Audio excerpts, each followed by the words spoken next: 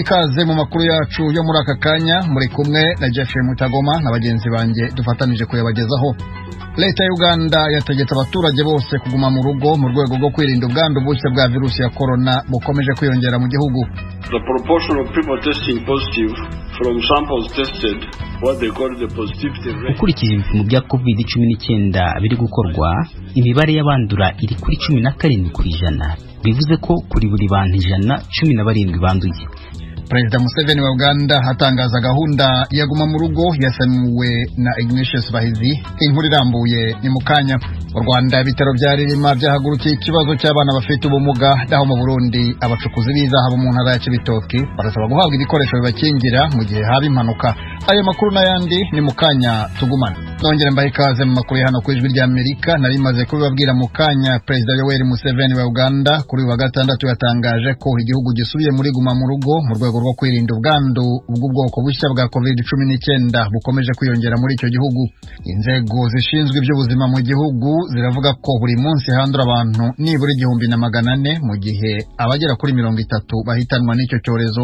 Ignatius Bahizi, munyamakuru w'ijwi ry'Amerika uri Kampala muri Uganda, yaduteguriye inkuru. Ibikorwa hafi ya byose mu gihugu byahagaritswe n'ingendo z'imodoka zose keretse zitwara imizigo zonyine nizo zemerewe gukomeza n'akazi. Ibigo bya leta n'andi mashyirahamwe byasabye kugabanya umubare w'abakozi, ibindi bifungwa burundu. Nyamara ariko bitandukanye n'ubwashize, ikibuga cy'indege cyo kiracyafunguye. Indege akaba zemerewe kwinjira no gusohoka hakurikijwe amabwiriza yo kwirinda icyorezo cya COVID-19. Nubwo hari inzego zimwe na zimwe zakomeje gukora nk'abakozi b'ibigo by'ubutabazi, amavuriro, inzego z'umutekano, amasoko n'amaduka mato mato, muri rusange ibikorwa byose by'abaturage byafunze guhera kuri uyu wa gatandatu. Ukurikije abashinzwe iby'ubuzima, ubu hari amoko ya virusi agera kuri 6 mu gihugu, arimo n'iyo mu Buhinde yandura vuba cyane kandi kibasira n'ibyiciro by'imyaka yose. Perezida Museveni yaburiye abaturage kwitondera ibi bihe bikomeye igihugu kirimo. The proportion of people testing positive from samples tested, what they call the positivity rate. Ukurikije ibipimo bya COVID-19 biri gukorwa, imibare y'abandura iri kuri 17%. Bivuze ko kuri buri bantu 117 banduye. Kandi kugira ngo tube twashobora guhangana n'iki cyorezo neza, nuko ubwandu bwaba buri mu bantu 5%. Aho niho tugomba kugera. Mu gihe tugifite abantu 17 banduye kuri buri bantu 100, tuba turi mu kaga gakomeye. Imibare y'abarimo kuza mu ivuriro n'abarimo gupfa kubera COVID-19 irimo kwiyongera cyane, kandi ku bantu b'imyaka yose. Amavuriro yuzuye kandi icyorezo kimaze gukwirakwira mu gihugu cyose. Cases have now expanded to cover most of the country. Hari hashize iminsi mike perezida atangaje amabwiriza arimo gufunga amashuri yose mu gihugu no guhagarika ingendo zambukiranya uturere. Ariko ngo ibi ntacyo byatanze kuko abantu bakoreshaga inzira zitandukanye bakava mu burere bakaja mu bundi. Bitandukanye n'icyorezo cya mbere ubwo handuye abantu bakiya cyane, ndetse abantu bamwe bakanavuga ko icyorezo kitabayeho. Ubu birashoboka ko buri munya-Uganda wese ahari utaranduraho azi uwanduye, uwapfuye cyangwa wapfishije umuntu kubera icyorezo cya COVID-19.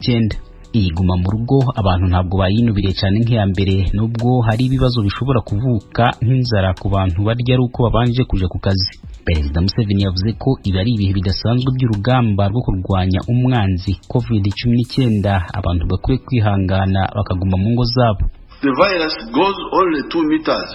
So who is taking the virus all over the whole country? People are dying. Iyi virusi ntabwo ishobora kurenga metero 2 ubwayo. None dore imaze gukwira mu gihugu cyose. None se ninde urimo kuyizengurutsa mu gihugu cyose? Turimo turashingura abantu buri munsi. Oya ibi ntabwo twabyihanganira, nitwe turimo kuyikwirakwiza hose. Minisitiri w'Intebe hamwe na Minisiteri ishinzwe imibereho myiza y'abantu bategetswe gusuzuma ibikenewe ku bantu batishoboye kugira ngo babe bafashwa muri ibi bihe bikomeye, cyane nk'abarya ari uko babanje kuja gushaka akazi. Who depend on daily earning.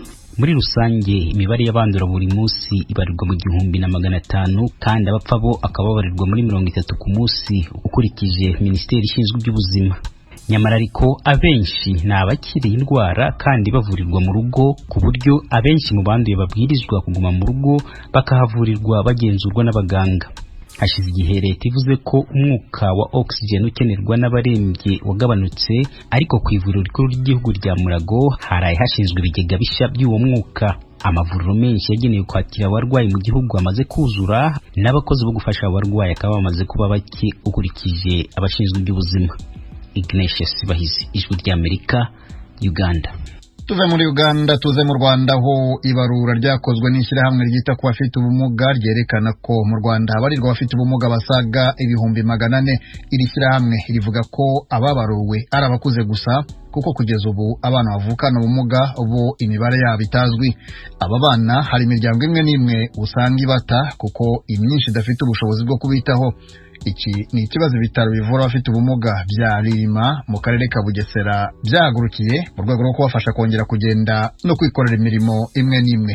Asumta Kaboyi nibyo atubwira. Mu karere ka Bugesera mu murenge wa Ririma niho usanga ibyo bitaro byakira abana bafite ubumuga bunyuranye, ariko abahiganje n'abavukanye ubumuga bw'ingingo. Ni kenshi usanga hari imiryango itita ku bana baba bavukanye ubumuga, abatabataye bakabaheza mu nzu. Ubuhamya Ijwi ry'Amerika ryahawe na Eric Nkurunziza, umukozi ushinzwe imibereho myiza muri iryo vuriro, bugaragaza ko hari imiryango igiheza umwana wavukanye ubumuga. Umwana nk'uriya urimo kugenda, umukobwa w'imyaka 16, avukanye ikibazo cy'ibirenge, iwabo nyine baramufata baramujugunya, usanga nyine iwabo baramufashe baramujugunye ari iyo ngiyo, ariko nyine yabona bagera neza bakaza bakamuvura. Abandi imiryango usanga hita itererana umwana yavuka bagahita bafata bagashyira mu cyumba, cyangwa se bakanamwihakana burundu. Hari nk'uwo waje no kuwa gatatu washize, ise akatubwira ngo ntabwo ngo ari we, akatubwira ati ntabwo uyu nguyu ari umwana wanjye, n'umwana natoraguye. Ariko ukabyibaza urimo kumureba mu maso baranasa 100%. Ibi bitaro bigiye kumara imyaka isaga 20 bivura indwara zigendanye n'ingingo, zaba iz'umuntu yavukanye cyangwa ibyizanye nyuma. Muganga uyobora ibyo bitaro Albert Nzayisenga yemeza ko abarwayi babasha kubageraho bagerageza kubaha ubuvuzi butuma bongera gusubira mu buzima busanzwe. Twebwe tubona hari akamaro kanini cyagize, kuko abo bana bamugaye akenshi abantu babata cyangwa se ntibabitaho, ko bavuga bati aba bana ntabwo bafite ubushobozi bwo kwifasha. Buryo umwana gukura neza cyangwa se kugira ngo abantu bamwakire nuko babona afite imikurire isobanutse. Iyo umwana atari gukura neza, abantu bagenda bacika intege mu kumwitaho. Ibyo dukora bituma umwana niba atashoboraga kugenda, niba atashoboraga kwikura aho ari, dukora ibishoboka byose kugira ngo tugire ubushobozi tumuha dukurikije imyitozo tumukoresha cyangwa se n'ubuvuzi tumuha bukomatanye, ku buryo ashobora kuba yakwideplasa, ku buryo ashobora kuba yakwigaburira. Abana bavurirwa muri iki kigo cya Ririma baganiriye n'Ijwi ry'Amerika bagaragaje ko babaga mu buzima bubakomereye bataratangira kuvurwa. Naje hano ngo uburwayi bw'amavi, amavi yagiye agenda ahengama. Navutse akaguru karahengamye gutya, bakagusiga mu nzu ntubashe kujyamwe n'abandi bana. Bamwe bafatwa nabi bakababuza kujya hamwe n'abandi bana. Naravunitse bibana gutyo, baramvuye birangije nyine ubwo ngubwo barambwira ngo ni gutyo, ariko nyine naracumbagiraga ububabara kandi n'abandi bana baraguseka. Ufite icyizere cy'uko ushobora kuzakira ukagenda neza? Iyi cyaraje, kuko nk'ubu ugereranyije n'amaguru ntabwo yareshya. Kugeza ubu nubwo hari hakigaragara ababyeyi bahisha abana babo mu gihe bavukanye ubumuga, iri vuriro rya Ririma rivuga ko iyi mibare igenda igabanuka bitewe n'uko umwana wese uvutse ubuyobozi buhita bumumenya bukamukurikirana. Umubyeyi waganiriye n'Ijwi ry'Amerika ufite umwana wavukanye ubumuga yatangaje ko yazanye umwana we kumuvuza abibwiwe n'abayobozi b'inzego z'ibanze bamusanze iwe mu rugo. Hari abantu bashinzwe gutambagira mu kagari bagenda bareba abana bahuye n'ubumuga nyine bakatwandika. Amaguru yararebanaga, barambwiye ngo nibamara kumushyiraho amasima bazamudukuye tujye kutumwandikira mu rugo. Barakwinuba nyine bakakwita ko wabyaye kimara, ukabona abantu batakwitayeho neza kubera ko utabyaye umwana umeze nk'abandi. Mu muganga Ruberi ndetse na bwana Nkurunziza wita kuri aba bana umunsi ku munsi bumvikanisha ko umwana waje ufite ikibazo cy'ingingo iyo bamaze kumugorora yongera kwemerwa mu muryango. Hari umubyeyi usiga umwana nk'aha ngaha yagaruka kumureba ukabona kuri we biratangaje bimuteye igishika ntiyumve ko umwana we yari yifitemo ubwo bushobozi bwo kubigeraho. Kigaragara cyo iyo bamaze kubona hari aho umwana ageze atangiye guhaguruka atangiye kugenda arashobora kwiga arashobora gukurikira nk'abandi ukabona nyine uyu mwana bamukunze kubera ko yamaze kugira hagera cyangwa se yamaze kugira ikintu ageraho n'ubwe ashobora kwifasha mu buryo busanzwe. Ibi bitaro bya Ririmani bya Kiliziya Gatolika Arikidiyoseze ya Kigali. Kugeza ubu aba bana bavurirwa muri ibi bitaro bose barirwa n'imishinga ko biba bigoye ko umubyeyi yabona ubushobozi bwo kumuvuza kugeza igihe akize. Mituelle de santé ntirabasha gukorana n'ibi bitaro. Dr. Ruben Nzayisenga utangarije Ijwi ry'Amerika ko barimo gukora ibishoboka byose kugira ngo begere Mituelle de santé nayo izabashe kuzavuza abarwayi baza bagana ibi bitaro. Assumpta Kaboyi, Ijwi ry'Amerika mu bitaro bya Ririma mu karere ka Bugesera mu ntara y'Iburasirazuba. Tuve mu Rwanda tuje mu Burundi aho abacukuzi b'izahabo muri komine Mabayi mu ntara ya Cibitoke mu majyaruguru ashyira uburengerazuba bw'u Burundi bavuga ko abakoresha babo batabaha ibikoresho byabakingira mu gihe habaye impanuka bari ku kazi. Bavuga kandi ko nta bwishingizi bw'ubuvuzi bagira ku buryo birwanaho mu gihe bagomba kwivuza ibibazo batewe n'impanuka ziturutse ku kazi. Uramatari w'intara ya Cibitoke avuga ko icyo kibazo kizwi akabahamagarira kujya mu makoperative kugira ngo bifashe kugikemura. Umunyamakuru w'Ijwi ry'Amerika uri Nairobi muri Kenya Eloge Willy Kaneza ni utugezaho iyo nkuru. Komine Mabayi ni imwe mu ducukurwamwo ubutare bwo mu bwoko bw'inzahabu bwinshi mu gihugu cy'u Burundi. Abinzi baturuka muri iyo komine nyene yo mu ntara ya Cibitoke mu buraruko buciye uburengero bw'u Burundi. Yamara uko imyaka igenda haba igihushane mu birombe byaho. Ahandi abinzi baba bafite ibikoresho byo kubakingira impanuka mu gihe ari Mabayi bo ubu batakibironswa n'abakoresha babo nk'uko vyemezwa n'uyu mwinzi yaganiriye n'Ijwi ry'Amerika. Bamwe urabona ko babyambaye abana bafise bimwe n'ibya kera ibindi bandi byaraheze abandi turabironka korana ko ubuzima bw'abundagurika uraje shasha mwishaniye gusaba akazi urumva aba boss bacu dukorera usanga bafite ibikoresho bitegekanije kugira ngo umukozi wari wese ashobora kuronka ibikoresho byo kwikingira nk'aba benshi baba bafite n'ibya kera si by'ubu ino minsi ntuvuga ko nta n'ibihari abantu bose bashasha binjira baje mu mashaniye gusaba ubuzi nta bikoresho ngo baronke ariko abashefu batabagize babitegekanije kugira ngo bashobore gukingira abakozi babo. Yemeza ko atanu ubwishingizi bwo kwivuza baronka kandi bakora akazi kabashira mu irinde. Iyo ugwaye urimenya ni wewe n'umuryango wawe mwimenye nta by'amasirance ivugira yakugwako pfuye agasonagwe 10,000 kaja kuyivuza n'abapfa barapfa hari amasanganya menshi amabuye arahenuka kuguru citse kuguru nuko n'umuryango wawe uhomba nta bindi amasirance tugira nta ibyo babitubwira uko nyene muga byaheze mu majambo ntitubona iyo bije iyo ari wapfuye naho nyenye n'ishanti yaraza akawaba igihamba umuntu akamushinguza hama birangiye cyo mufana kibari ico nyene. N'umwinzi wundi amaze imyaka 15 akora uyu mwuga yemeza ko abakoresha basa n'abararushinga gusa n'amafaranga binjiza mu mifuko yabo. Twemeza habu turayeho lari bivanye nuko twebwe turo abantu bato babakoze dukoresha ico bituma naho turonka udufaranga kora tuba tubakoreye twagiye kwindaza mu kuzimu tuvuye twaca baratuturiye tubati tuhaye pole twebwe aba boss bacu ntago babara yatuzanira ntazo baraduhereza gusa bo babona gusa bironka ibyashira byabo gusa bagaca bigendera bakaduhera utwo duhera dukeya nyene kindi bibaze mu myaka 15 nani kintu nakimwe kuko ari nigendere nirasyo bayibura kubera bivanye n'ukuntu umuntu aba yabonye kabavuye mu rupfu nyene akabatereka ndayageze ndaronka yandi bikagenda uko nyene nta kintu nakimwe badufasha upfuye nyene nta kuntu nyeka mwariyunze mwebwe muri abakozi naho aba boss bacu bo nta kintu nakimwe umva baca upfuye bazana abandi bakozi. Ingaruka mbi zamaze kwibonekeza hakaba n'abapfa. Akarorero nako umuhungu wa Zephyrine Ndihebura uyu mugabo avuga ko amaze iminsi yasirimba arondera ikiziga c'umwana wiwe haruka kurwa mu kirombe.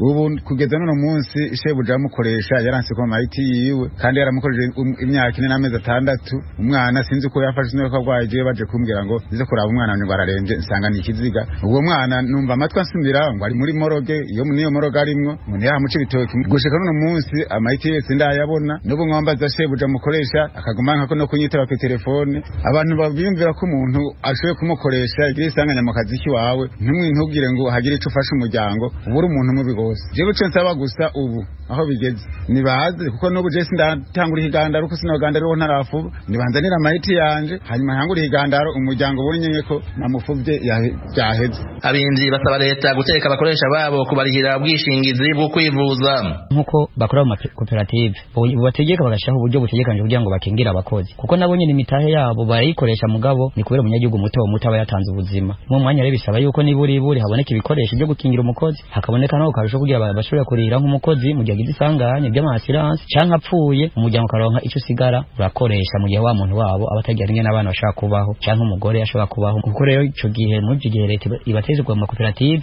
bashaka nabo abakozi babo bashaka mu koperative hama basabire ayo masiranse kugira nabonye ntabayisanganye babura ukuntu bashobora kugirane kubaho ko benshi hari ibimuga byinshi bihari bacitse amaguru abacitse amaboko kubera amabuye mugabo urumvaho ubukene bwinjiye mu muryango ko nta siranse agira ize mushumbushe azobeho muri ya myaka arasigaje y'ubuzima bwiwe. Uramatari wa Cibitoke avuga ko abatabikora basa n'abasuma akamenyesha ko abantu bose babwirizwa kwisunga amategeko.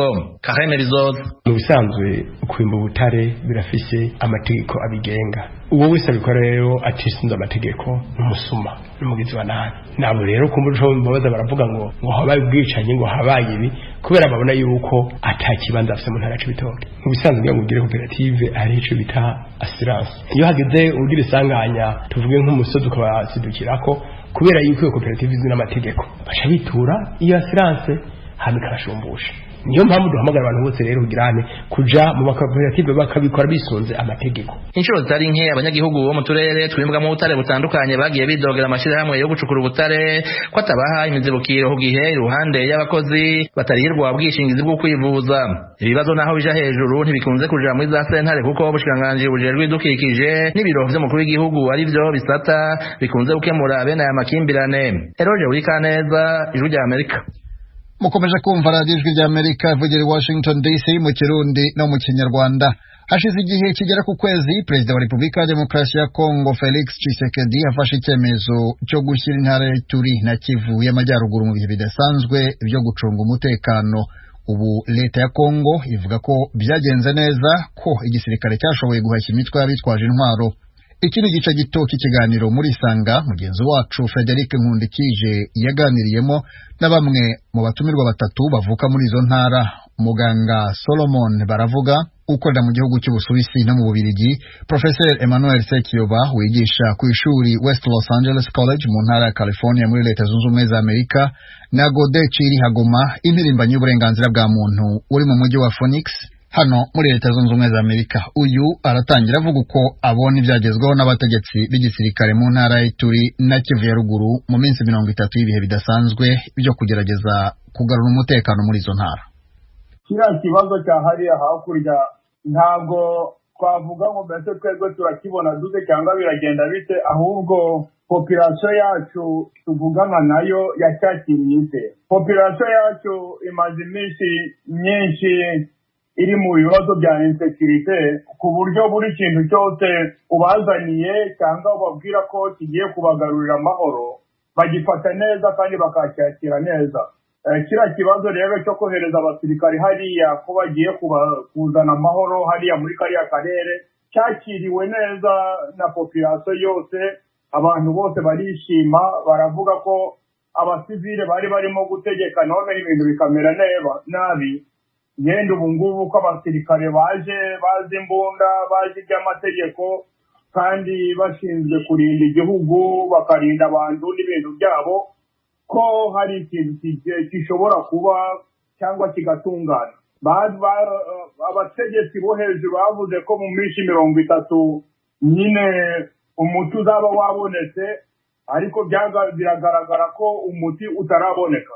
Ahubwo njyewe igitekerezo nari mfite nandikiye umukuru w'igihugu Perezida de la Republique mubwira ko malgré yuko yohereje bari abasirikare hariya, twebwe turi muri bino bihugu develope tubona hari systeme bakoresha ya fingerprint. Noneho iyo systeme nk'umuntu yaba apfuye cyangwa yabakoze accident cyangwa hari ahantu bibye, bakabwira abantu ko uwo muntu wapfuye batagomba kumukoraho, cyangwa aho hantu bibye ko abantu batagomba gukora ku muryango cyangwa kwigira icyo banyuzemo.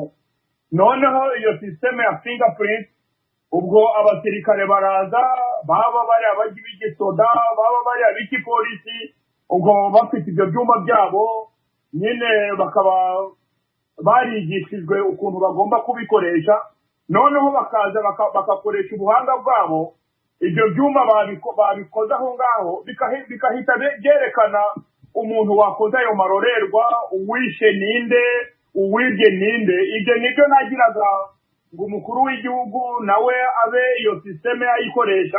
Ntabwo ari ukuvuga ko ari amafaranga abuze hariya muri Congo ku buryo amahoro yagaruka. None se hanze neba mu Buraya bafite amahoro, muri Amerika, Canada, Australia bafite amahoro, izo systeme za ordinateur bakoreshaga. None kuki twebwe tutabikoresha ibya fingerprint ku buryo amahoro koko yagaruka nyayo? Muravuze ko ku bwanyu icyo gikorwa kitageze neza, mwihweje amakuru muhabwa n'abanyagihugu bari hariya, ariko icyo kibazo turagisubira kukigaruka ko nawe nagomba na Dr. Salomo baravuga nawe nyene agira icyo avuze kuri icyo gikorwa ca gisirikare cyaranguwe amezi 3 igihe hari ibihe bidasanzwe, igihe leta yafatiye ngo kurunyika abategetsi b'abasirikare muri izo ntara. Dr. Salomo baravuga ku bwanyu izo leta ya Congo iri kwashikiriza ko icyo gikorwa cyageze neza, ko imirwi yatujijwe, namwe niko mwabibonye? Murakoze bwana Frederic. Icyo mvura ngo nibute nuko muri Congo hari ingeso mbi isanzwe yo kudakora icyo bita audit. Ntabwo abantu bajya bagenda ngo barebe inyuma ibyakozwe bibi cyangwa byiza ngo bavanemo isomo tuma bashobora gukora ibintu neza ngo bigende neza, mbese babashe gukosora amakosa. Ibyo ntabwo bibaho. Kuva Perezida Kabila ari ku butegetsi, kariya karere karanzwe n'ubwicanyi n'ubugizi bwa nabi. Nta na rimwe bigeze bashaka kumenya ababikora abaribo. Icyo ni kimwe. Cya kabiri, kiriya kibazo cyo gushyiraho bambura amatari ngo bagende bajye gutegeka, nk'uko umuvandimwe bivuze mu kanya, rwose twese twabyakiriye neza kandi turanabyishimira tuvuga duti noneho igihugu kigize umuntu ugitegeka mu by'ukuri. Ariko rero kuvuga ibintu ntabwo bihagije, hagomba ibikorwa bibiherekeza. Kugeza ubu rero twebwe twitegereza, niyo tuganiriye n'abaturage bari hiriya mu karere, baratubwira bati abasirikari baraje bafashe ubutegetsi ariko ntacyo bakora, nta bikoresho bafite. Ntabwo bigeze bahabwa ibikoresho bya ngombwa kugira ngo bagende barwanye bahashye iriya mitwe ikomeza guteza umutekano muke mu karere. N'ikimenyimenyi cy'ibyo byose ikibigaragaza ni uko hari icyo bita barometre sécuritaire du Kivu, irimo abantu b'indorerezi bakomeye cyane bigisha muri Université ya New York. Bavuze bati yewe kuva bariya basirikari bajyaho umutekano wabaye muke cyane kurusha uko byari bimeze mbere abasivile bakimara gufata ubutegetsi. Icyaje kumbabaza kandi cyantangaje ni ukubona ari Minisitiri Muyaya Patrick, ari uriya bwana Pierrot umwana Mputu, ari uriya General Kasonga batinyuka bakavuga ngo umutekano waragarutse. Icyo gihe byanyibukije ibintu byigeze kuba mu 2010 igihe Muzito yari minisitiri w'intebe. Baramubaje batese umutekano mu gihugu umeze utaravuga ngo ngo igihugu cyose kirimo umutekano, nta hantu na hato hatari umutekano. Abadepite bo muri Nord no muri Sud Kivu bagiye kumureba bamushyiriye inyandiko bagira ngo mumenyeshe yuko rwose uburasirazuba bw'igihugu hahora haka umuriro. Yarabibukanye yanga no kubakira. Icyo kibazo rero cyo kugenda hakaba ikintu kimeze nka negationisme y'ukuri ibibazo bibera mu burasirazuba bwa Congo kiracyariho, kandi nkeka yuko Perezida Tshisekedi afite ubushake, ariko wenyine nk'umuntu umwe ntabyo yashobora. Akeneye abandi bantu bashyashya batari bariya banegationiste bagenda bakinyura ibintu bagashaka kuvuga ko ibintu bimeze neza. Dr. Salomo baravuga ku bwanyu mu nzego z'ubutegetsi hakajyaho abantu bazima bashaka ko igihugu kigira umutekano kandi abantu bose bakagira umutekano. Dr. Salomo baravuga, muravuze ko intwa za leta, amakuru atangajwe n'intwa za leta ari amakuru y'inyuma. Ku bwanyu ni icyo tuma abavugizi batavuga ukuri n'iki? Mu by'ukuri igihugu cyacu ni kinini cyane, icyo ni kimwe. icya kabiri abantu badutegeka benshi bibera Kinshasa abo umutekano abantu ntabwo bazi intambara icyo ari cyo. Intambara yigeze kubera muri Kinshasa n'igihe Kabila na Bemba barwanaga nyuma y'amatora, barwanye nk'amasaha 3 abantu b'i Kinshasa bose baravuga bati turashize. Abantu ntabwo bazi ikibazo cy'umutekano muke cyane uko kimeze Kinshasa, ntabwo babyumva. Nabariya bategetsi rero bose abenshi ntabyo bumva. Kuba batabyumva rero bo baragenda bakavuga ngo kuva generale yagiye akaba guverineri birahagije. Ntibibwire yuko generale akeneye abasirikari, generale akeneye ibikoresho, generale akeneye imiti, generale akeneye toute la logistique yose ikenewe kugira ngo hagaruke umutekano, hakaboneka n'ibikoresho bidasanzwe. Ubu ngubu igihe tugezemo hagomba gukoreshwa intwaro zigezweho, apana ziriya karashinikov za kera bajyaga bakoresha bajya guhiga imparage mu Kagera mu Rwanda.